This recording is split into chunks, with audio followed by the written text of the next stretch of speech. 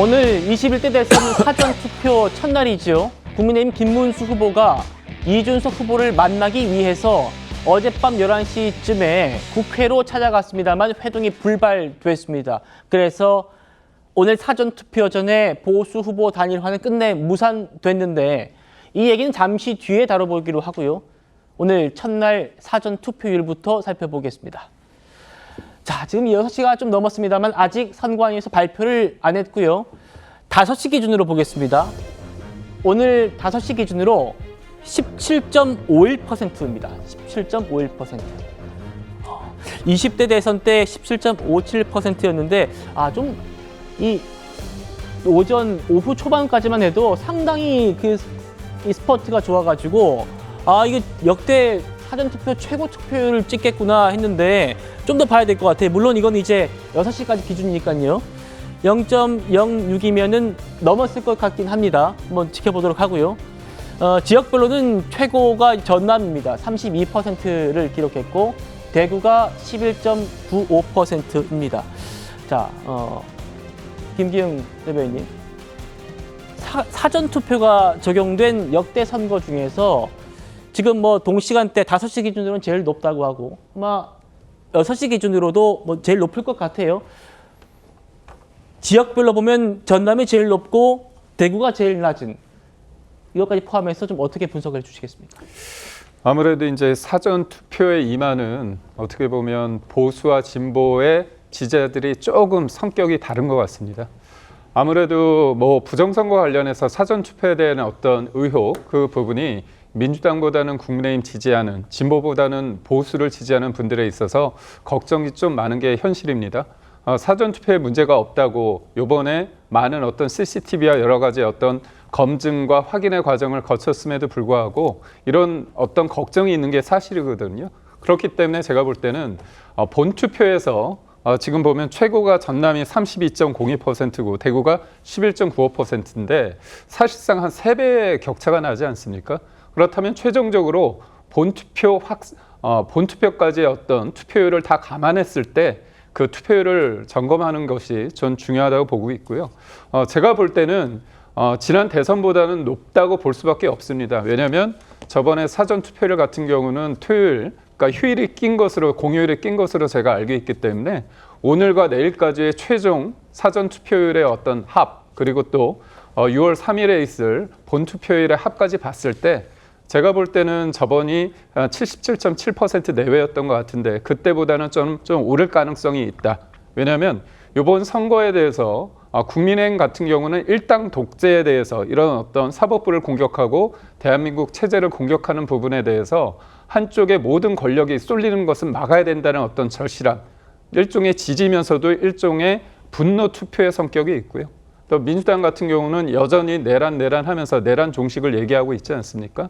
그럼 분노에 기반한 어떤 투표를 계속 얘기하고 있기 때문에 그런 부분에 있어서 지지도 지지지만 일종의 분노 성격의 투표가 좀 잇따르다 보면 투표율이 높을 수밖에 없을 것 같습니다. 국민의힘의 김문수 후보는 이재명 후보의 지역구죠. 인천 계양에서 앞서 보셨던 딸과 함께 사전투표를 했습니다. 만나보시죠.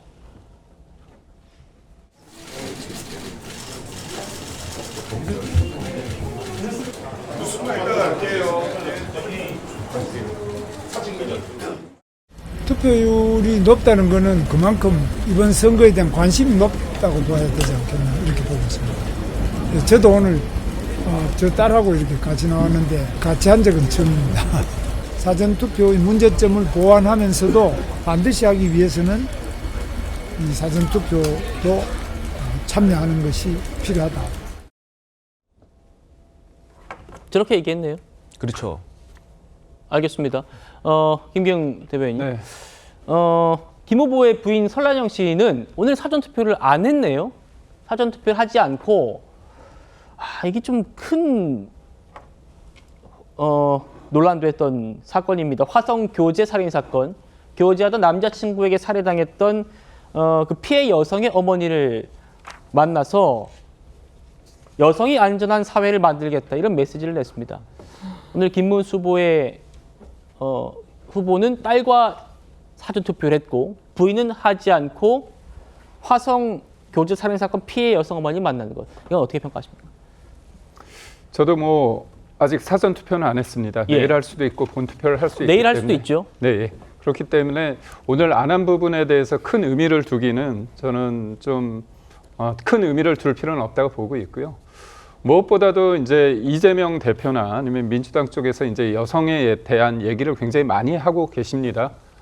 인권 변호사 얘기도 말씀을 하시지만 이재명 후보 같은 경우는 예전에 제가 정확한 기억은 안 나지만 자기 친척이었던 것 같습니다. 뭐 살인 관련해 가지고 그런 여러 가지 좀 적절하지 않는 범죄 관련해 가지고 그거를 본인이 변호를 했던 기억이 있습니다. 그래서 그때 문제가 되니까 자기가 뭐 하기는 좀 그렇지만 가족 친척이 요구했기 때문에 부탁을 했기 때문에 이런 부분을 했었다 이런 얘기도 있는데 사실 그렇습니다. 말로만 여성의 인권을 얘기하는 게 아니라 실질적으로 저는 그렇습니다. 자제분의 얘기를 여기까지 끌어서 이렇게 얘기하는 것이 과연 적절한가에 대해서는 여러 가지 갑론을박이 있을 수 있지만 예. 여하튼 다른 사람도 아니고 한 집안에 사는 어떤 자제분께서 그런 인식을 가졌다고 하는 거 그 자체에 대해서 분명하게 후보 입장에서 그 입장을 내야 되거든요.